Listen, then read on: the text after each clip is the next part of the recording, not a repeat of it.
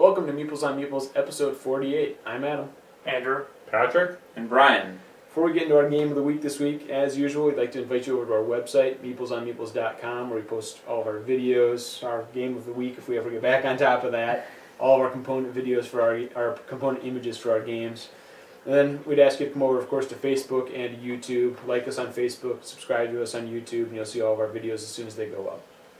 This week's game is Gears of War by Fantasy Flight Games, or produced by Fantasy Flight Games. And this is a board game of the very popular video game by the same name. You are the soldiers that are sent in to take care of the evil locusts. At the beginning of the game, you start on one area of the map, and there's different scenarios, so this is kind of going to be a generic explanation. You start up on one area of the map, and the map usually ends in a doorway, and you have an objective to perform. As you go through the map, more of these locusts will spawn on various areas in the spawn positions at each the emergence holes on each tile.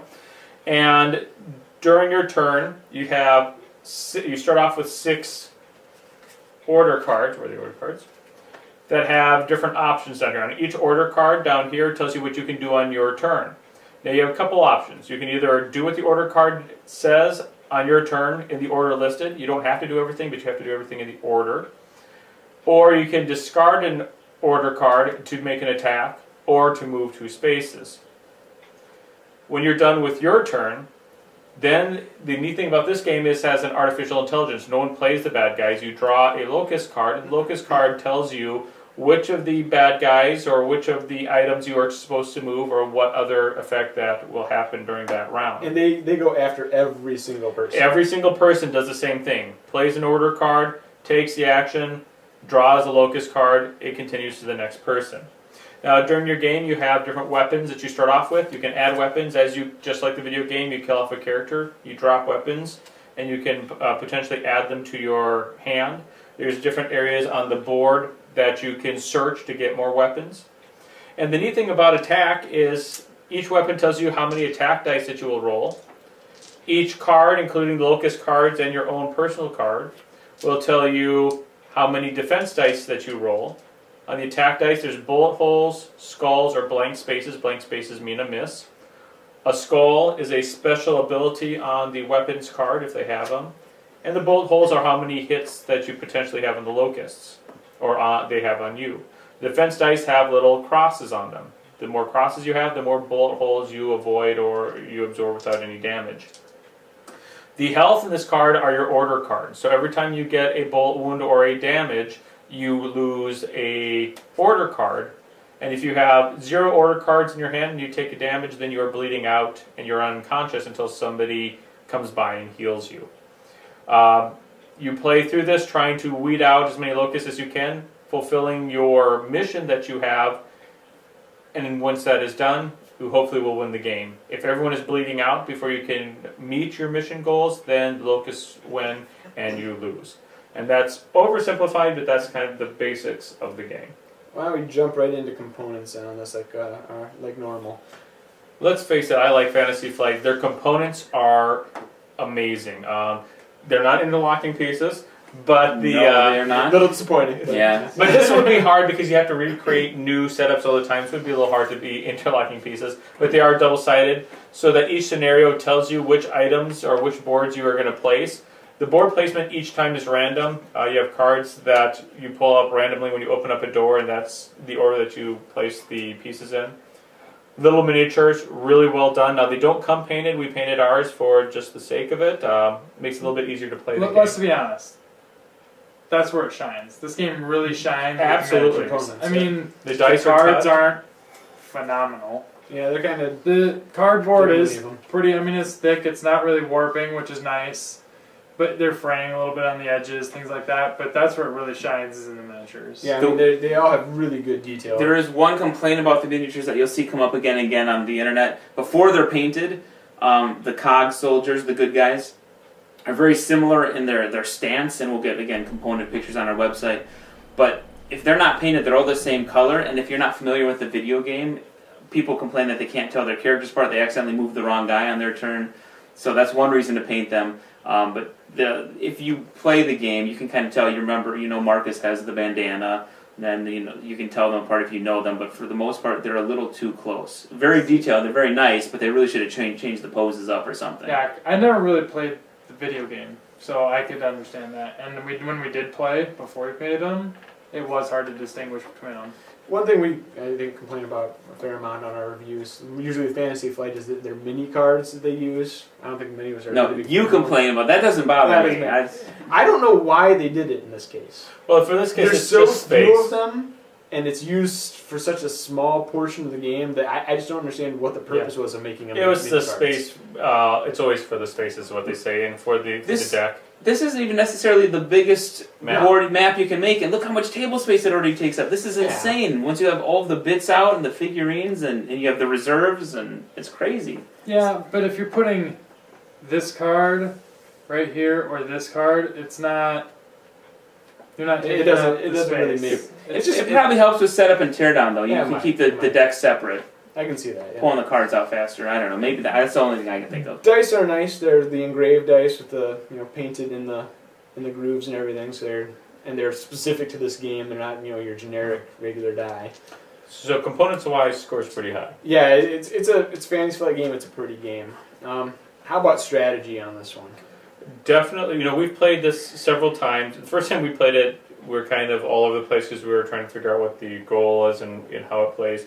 Definitely, you want to come in with this with a strategy as a team. I think the big thing that we probably didn't do our first and maybe even our second time through is you really can't break up too much. I mean, if you start spreading yourself out around the map, you're going to get the locusts in between you. They're going to corner one guy or a couple of guys, and it's going to be really hard to fight back. Now, and I know you've said before that it's not a lot like a video game. We'll get into that, likes and dislikes. But the one thing is, I think that is very much like the video game, and that's why they designed it. Whereas if you spread out too far, it's very easy for you to be overwhelmed and see, not be not to successful. get into it too much, I think in the video game, actually, it really helped to spread out. 'Cause you have these big open rooms. You send one guy to one far corner, one guy to the other corner, and you can kind of swing around them and trap them and take them out that way. Whereas in this game, I think if you try to do that actual strategy, it doesn't work in your favor. I think part of the problem is that the rooms are just a little small for that. Yeah. Oh, because all the space is on each tile is not a space. There's several little rooms or spaces per tile, and they're fairly small.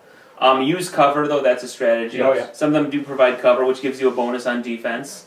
And that is a lot like the game. I mean, we didn't use that again our first few times through really that effectively, but this last game, every time we get into a space, we drop somebody into cover, and then they get a defense bonus. And then sometimes cards say if you're in cover, the locusts won't attack you or can't get to you. It's not necessarily a run and gun. It's definitely kind of you have to hit work the cover and work together. I think one thing we did get that worked really well is piggybacking on somebody. When they can run down and then you can just hop on behind them. Like when they do the roadie run, and it helps you to stay together as a pack instead of abandoning people too. So And definitely, this last time that we played, we definitely had much more of a cognizant plan going through, and it changed because the locusts kept popping up at different times, and we did have to alter our plan. First, we were trying to clear out the rooms, and we're like, "Oh, this is taking forever. We're not going to get where we need to go." And so when we finally said, "Let's just ditch trying to clear out the rooms and get our objectives," we were able to progress a little faster. One thing is the emergence holes, and this again gets into how it differs from the video game. Is if you did like we did when we first started this game, and try to clear out a room, unless you can close up the emergence holes, it doesn't seem like that's going to happen. They just keep coming out of them, coming out of them. In the video game, it's so much easier to close those up. So you can end the flow of enemies and kind of explore an area and kind of move on. You can't do that in this game very well. You're limited on grenades. You don't get a lot of them. And you don't get a lot of opportunity to be able to use them because it is kind of confined space. And you have to have the perfect die roll, though. You have to get the little skull symbol. Or one skull with symbol. the grenade. One skull signal will do it. But you're right. One thing that would be nice was if you would, and this could be something you could house rule if you're interested in doing things like that. We try to play with the rules standard that they come when we do these reviews. But you could always house rule that you start off with 4 grenades or 3 grenades to change that up a little bit to be more like the video game, because I forgot how many you start off with there. It's just you seem to get them more often. Yeah. The ability to close the emergence holes is, you want to realistically in this game you want to save your grenades for actually attacking enemies. So we closed one, I think, effectively with a grenade. Yeah, kind of. And then it reopened like the next turn. Yeah, so it's just like I'm up with the that cards. It was was a waste. Anything else on strategy for you guys? Another reason, to going back to staying together, is you can revive a fallen teammate. So it's kind of important if everybody ditches you and then you fall and die, you're just going to be laying there bleeding out, slowly crawling around doing nothing. In our first game that we ever played with this, we had a certain individual who won't be named. Yeah, we just killed him off, and we I think they both were crawling around. I crawled around the map the and we entire thought, we can do this without them, and so they were crawling one square the entire game, and we just ditched them, and we lost. So definitely have to come at this with a started out with idea. a very low opinion for me. I guess it's changed a little bit over time. How about likes and dislikes on this? I will start there. Like the pieces. I am one who likes more difficult cooperative games where you're not guaranteed to win a majority of the time. And to me, this really makes you think together as a team and focus on it. So for me, it's the pieces and the cooperative play. My opinion's changed on this game slightly over time. Like I said, my first playthrough where I bled out through the game, I hated it. It was just terrible. The next couple plays, it was... this one, I've grown to like it a little more, appreciate it. My biggest problem, and I think Brian brought this up during our last play, is there's a lot of downtime in this game when you have 4 Lots players. of downtime. Like, when it's not your turn, besides, grabbing onto somebody running by you, you really don't pay attention to it too much. Or you can literally sit back on your phone and, check your email, text somebody, do whatever the heck you want. You could get attacked. You can shoot, and you'd have to roll some defense dice and shoot back. But so there's a that's little more bit. or less like, hey, you got attack. it. Oh, I'll roll my die. Yep, nothing. Okay, yeah. And my other thing is, I don't think it effectively captures the actual game. I mean, for a few reasons. One, I kind of talked about the whole emergence whole thing. It's almost impossible, not impossible, but very difficult to close them because of just the fact you don't get a lot of grenades. And there's a lot of them. A lot of them all over. Yeah. The characters don't consistently drop weapons. Like in the real game, you get ammo, new weapons all the time. Because every time you kill a locust, you can pick something up. In this, it's few and far between. Yeah, there's a You lot of... rarely Every get time them. you kill a creature, one of these tokens can hit the mark, and only behind some of them do they have weapon and there's ammo. a lot of them that are blank. Yeah, there's a lot of them that are red X'd And out. there is a card out there, one of these that says you can get ammo again, I think it was. Mm-hmm. But it does say it excludes grenades. So Yeah, you can never. you can't even recoup one with a card. And I guess just kind of keep on my view of it. I think it's maybe, and I know that we've talked about this, kind of internally as a group. It's just too difficult for my liking.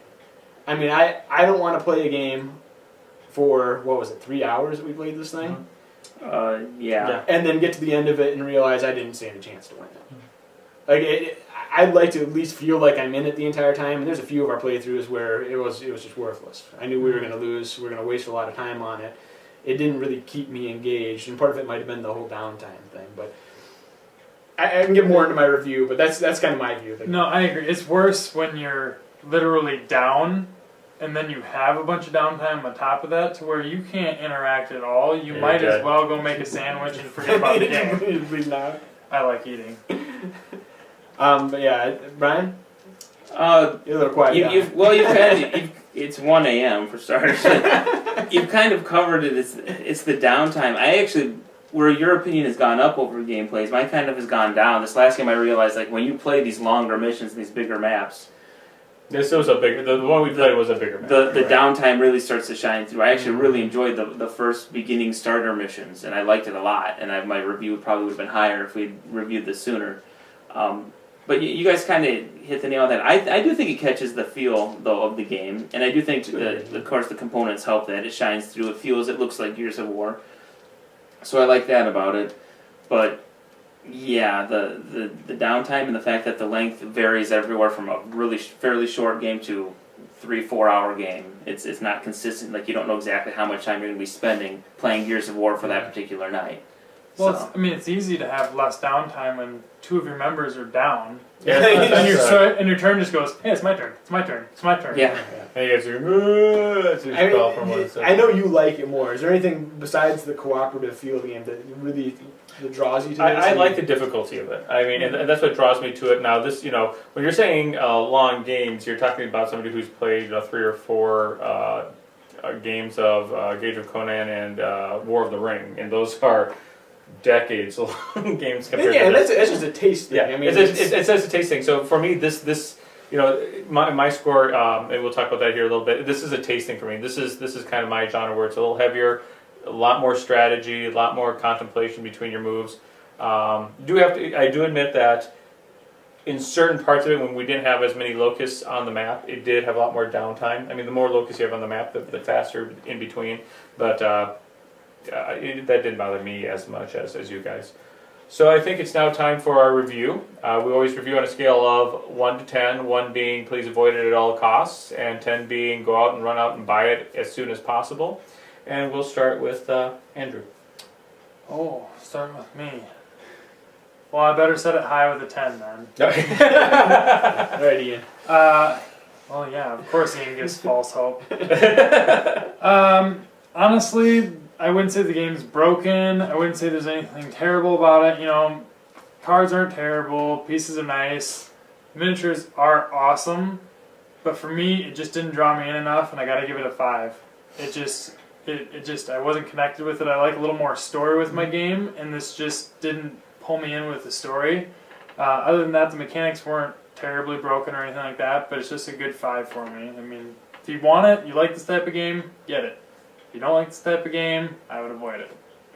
I'm right with Andrew. I'd have to go with a 5 also. It's just middle of the road for me. I mean, would I play it again? Yeah. I wouldn't recommend anybody to buy it personally. I wouldn't buy it. I'd say if you have the chance to give it a shot, go for it. But it's just, eh. And it's a lot of what we already talked about. The downtime on the game. Components are nice. One of the things we haven't really gotten into is there's some weird, I guess, rule quirks that kind of bother me. And it didn't happen so much in this last game, but you have on your card how far you can see with a weapon, like 3 away or 2 away. The locusts can see the entire level. So if you're in one of the levels that's like a long hallway, they can pick you off from 10 panels away if they wanted to. But you can only see them from 3 spaces away at the most. I think one of the cards might be 4 spaces away. There's no explanation for that, why that happens. It's not an explanation. They have amazing alien Yeah. eyes. I told you, alien vision. It's not an explanation that comes from the video game or anything. It's just, the aliens, we need some way to, I guess, make them more powerful and make it challenging, so that's what we're going to do. And the other rule quirk for me is they give hit points to the bad guys, whether it's 2, 3, 4 hit points. But if you do any damage to them whatsoever, they automatically drop down to 1 or 2 hit points, no matter what their hit points were before that. So if they had 3 and you did 1 damage, it doesn't drop down to 2, they drop down to 1. Well, some of them would drop down to 2. Well, that's if they have like 4 or 5 hit Depending on points. the character, yeah. So, I mean, the hit points don't seem to matter. It would have been better just to say you need to hit that guy twice. You need to hit that guy 3 times to kill him. The fact that they give them this arbitrary number, I guess it makes very little sense to me. But that's kind of getting nitpicky on it. The rules otherwise work pretty well, but it's just a 5 for me. For me, I'm way off the scale compared to most people here. This to me is about I'm always between a 7 and an 8 on this one. I'll give it a 7. It's not a perfect game. I like this game. I understand the hit point thing. They didn't want a lot of little chits walking around like you have in Descent. I don't mean, seriously, They didn't want a lot that's of a them? problem. I mean, if you were doing hit points, you would have to like double this amount, and they already have a lot of small pieces representing the grenades and the amount of ammo you have per. For some reason, I feel like you're being an apologist for them.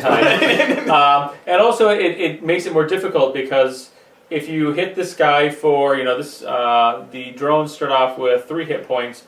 If you hit them for 1 or 2, they go down to 1, but they still have their full power, and also gives you a reason to drop a weapon. But I do understand for them wanting to cut down chase. So it's just something new and quirky they're trying to do to get away from the Descent, all the pieces that they had from some of the other games. For me, line of sight isn't so much of a big deal. A lot of the cards, especially for like the drones, it says you can attack as long as they're within 2 range of you.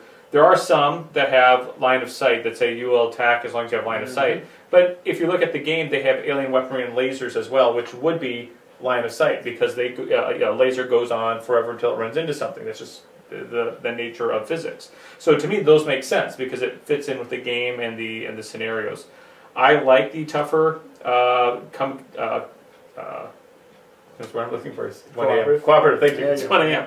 I like the cooperative game, and I'm a believer that if it is a cooperative game, it better be hard, and you better not win it all the time, because then it gets almost like a game of life, where I'm going to win this again. We're just going to figure out a Whoa, are way you to win. knocking life? Yes. But it gets too easy. So I'm a But believer. you know a little secret? Nobody wins life. You die at the end. Everyone dies at the end.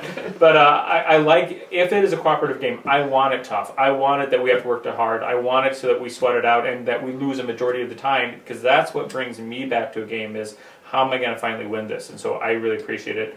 I give it a 7 Pat because... hates himself, is what he's saying. I give it a 7 because there's one weakness in that it does, like a lot of games of this type, it does have a long setup and takedown compared to sometimes the gameplay you get out of it. So that is one of my weaknesses on it.